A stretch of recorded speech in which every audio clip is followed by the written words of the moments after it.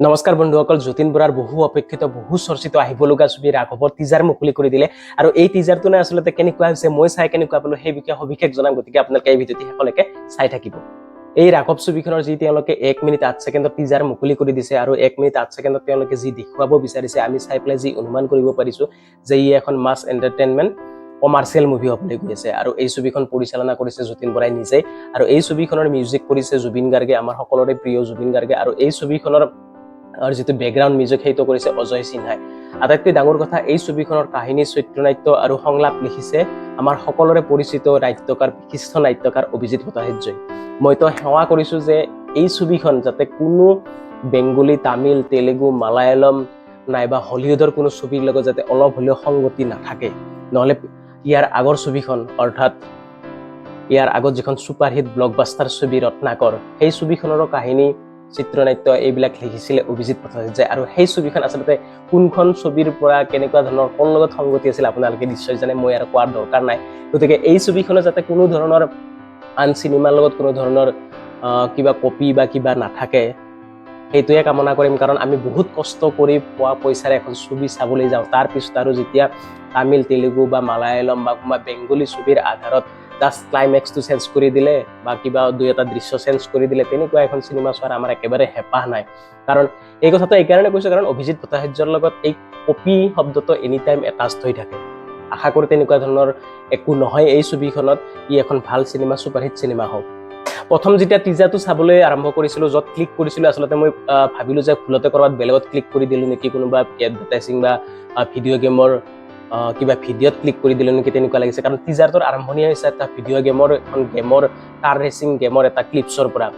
আচলতে সেই ক্লিপছটো এই টিজাৰটোত কিহৰ প্ৰয়োজন, কি ইয়াত লজিক আছে, সেই বস্তুটো মই বুজি নাপালোঁ। আপোনালোকে যদি কোনোবাই জানে টিজাৰটো চাই পেলাই প্লিজ মোক অকণমান বুজাই দিব। কাৰণ এখন অডি গাড়ী এটা ভিডিঅ' গেমৰ পৰা ওলাই যোৱা এনেকুৱা এটা ক্লিপছ যিটো দেখুওৱা হৈছে, সেই ক্লিপছটো আচলতে মই বুজি নাপালোঁ। তাৰোপৰি এই টিজাৰটো চাই পেলাই অভাৰঅল মোৰ যিটো এক্সপিৰিয়েঞ্চ, ই এটা একদম চিম্পল এভাৰেজ টিজাৰ বুলি পেলাই মই অনুভৱ কৰিছোঁ। হয়তো মোৰ এক্সপেক্টেশ্যনেই বেছি আছিলে ৰাঘৱ ছবিখনক লৈ। ৰাঘৱ ছবিৰ যেতিয়া টিজাৰ আহিব মই ভাবিছিলোঁ যে ই এটা extra ordinary wow moment create কৰিব পৰা এটা টিজাৰ হ'ব, কিন্তু ই একদম চিম্পল এভাৰেজ টাইপৰ টিজাৰ এটা হৈছে।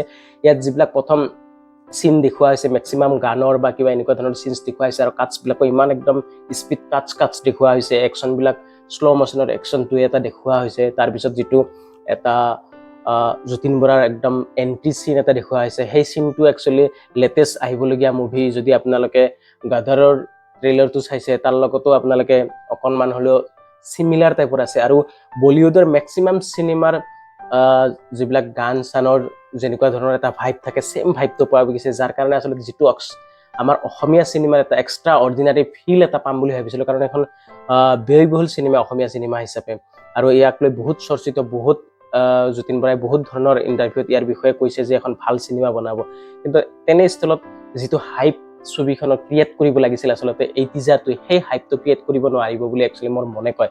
বাকী আপোনালোকে কি ভাবে, আপোনালোকৰ মতামত জনাব। কিন্তু মই যিটো আশা কৰিছিলোঁ আচলতে ৰাঘৱ এখন ছবি, যতীন বৰাৰ বহু দিনৰ মূৰত এখন ছবি আহি আছে, সেই ছবিখনৰ যিটো হাইপ হ'ব, যিটো টিজাৰ হ'ব, বহুত বেছি উন্নত মানদণ্ডৰ, বহুত বেছি ভাল হ'ব বুলি ভাবিছিলোঁ।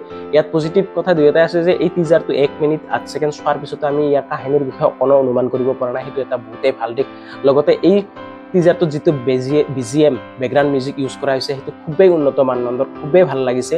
বাকী অভাৰঅল যদি কেমেৰা ৱৰ্ক বা যিকেইটা শ্বট আমাক দেখুওৱা হৈছে, টিজাৰটো যেনেকুৱা ধৰণৰ কাটছ কৰা হৈছে, মোক এনেকুৱা লাগিছে যে বহুত ফাষ্ট তাড়াতাড়িকৈ কাট কৰি পেলাই উলিয়াই দিয়া হৈছে নেকি। যোনে এই টিজাৰটো আচলতে কাটছ কৰিছে, মোৰ পাৰ্চনেলি মোৰ একচুৱেলি মই ডিসএপইণ্টেড, এই টিজাৰটো চাই পেলাই মোৰ একদম ভাল লগা নাই।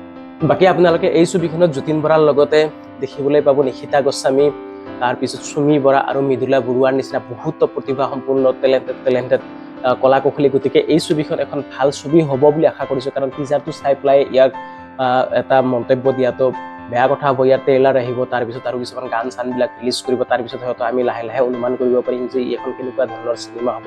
কিন্তু মই পাৰ্চনেলি ক'ব বিচাৰিছোঁ যে আমি যেতিয়া ইয়াৰ আগত ৰবি শৰ্মাৰ ৰঘুপতি ছবিখনৰ টিজাৰ বা ট্ৰেইলাৰ চাইছিলোঁ, তাত যিটো ভাইব আছিল, তাত যেনেকুৱা ধৰণৰ কাটছ কৰা হৈছিল, সেই ধৰণৰ সিমান লেভেললৈকে এই টিজাৰটো যাব পৰা নাই। আৰু স্পেচিয়েলি মই এই ছবিখনত মই চাবৰ কাৰণে আগ্ৰহী মৃদুলা বৰুৱা বাইদেউৰ কাৰণে, কাৰণ বহু বছৰৰ মূৰত বহু দিনৰ অন্তত তেওঁৰ বিগ স্ক্ৰীণত তেওঁৰ এক্টিং দেখিবলৈ পাম। বহুত ওৱান অফ মাই ফেভৰেট, বহুত বেছি ভাল লাগে তেওঁ। আৰু যতীন বৰাদেৱকো আমি সৰুৰ পৰা তেওঁৰ চিনেমা, তেওঁৰ এক্টিং চাই পেলাই ডাঙৰ হৈছোঁ। তেওঁ এজন বহুত প্ৰতিভাসম্পন্ন অসমৰ এজন ছুপাৰষ্টাৰ এক্টৰ হয়, তেওঁৰ ওপৰত কোনো সন্দেহ নাই। গতিকে এই ছবিখনত তেওঁ এখন ভাল চিনেমাই উপহাৰ দিব বুলি মই আশা কৰিছোঁ। বাকী টিজাৰটোৰ ক্ষেত্ৰত অভাৰঅল মই ক'লোৱে যে এই এটা এভাৰেজ টিজাৰ, যিটো মই আশা কৰিছিলোঁ সেই বস্তুটো আচলতে এই টিজাৰটোৰ পৰা নাপালোঁ। বাকী আপোনালোকে জনাব আপোনালোকৰ মতামত, এই টিজাৰটো চাই পেলাই আপোনালোকৰ কেনেকুৱা লাগিলে, বা এই ছবিখন চাবৰ কাৰণে আপোনালোকে আগ্ৰহী হয় নে নহয়, সেই সকলো মতামত আপোনালোকে তলত কমেণ্ট কৰি পেলাই জনাব। আৰু এনেকুৱা ধৰণৰ ভিডিঅ' চাই থাকিবলৈ এই চেনেলটো ছাবস্ক্ৰাইব কৰিব, লাইক কৰিব আৰু বন্ধুবৰ্গৰ মাজত শ্বেয়াৰ কৰিবলৈ নাপাহৰিব। Thank U.